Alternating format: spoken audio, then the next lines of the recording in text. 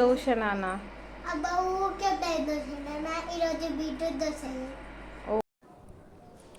ఇంకేంటి, మాన్షు అడగగానే process start చేశాను. అసలు పిల్లలు హెల్తీవే అడగరు, అడిగినప్పుడు మదర్స్ ఆగుతారా. సో ఇప్పుడు ఒక బీట్రూట్ తీసేసుకొని మంచిగా పీల్ చేసేసి వాటిని చిన్న చిన్న పీసెస్గా కట్ చేసేసుకున్నా. ఆ తర్వాత వాటిని ఒక మిక్సీ జార్లో తీసుకొని అందులో కొంచెం వాటర్ యాడ్ చేసి ఇలా స్మూత్ పేస్ట్ ప్రిపేర్ చేసుకున్నాం. సో ఇది వక్కలు అనేవి రావద్దండి. అట్లా వక్కలు వచ్చినాయి మాకు స్మూత్ పేస్ట్ అవ్వట్లేదు అని అనుకున్న వాళ్ళు ఏంటంటే ఆ వాటర్ అనేది అది పిండిలో యాడ్ చేసుకోండి.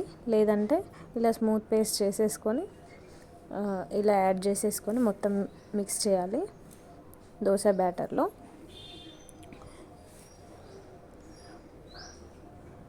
సో కలర్ కూడా పిల్లలకి చాలా టెంప్టింగ్ ఉంటుంది.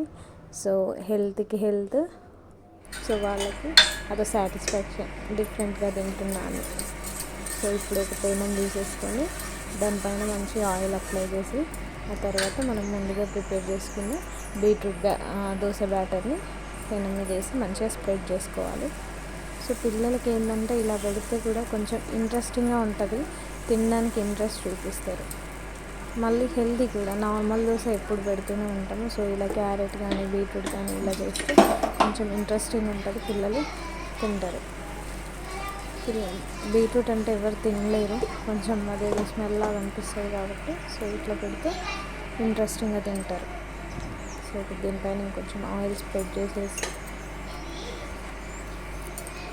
మంచిగా కాల్చుకోవాలి. సో మీ ఇంట్లో కూడా బీట్రూట్ క్యారెట్ తిన్న పిల్లలు ఉంటే ఇలా ట్రై చేసి చూడండి.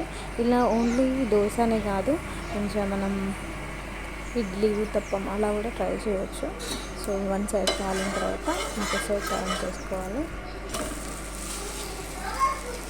2 సైడ్స్ కాలిన తర్వాత మనం దీన్ని ఒక సర్వింగ్ ప్లేట్లోకి తీసేసుకోవాలి.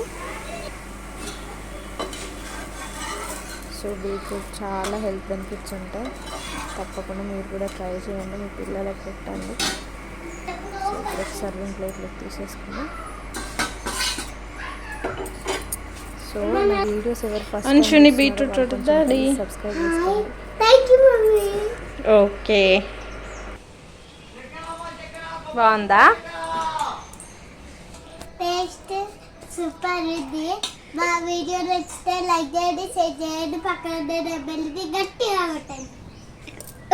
బాయ్.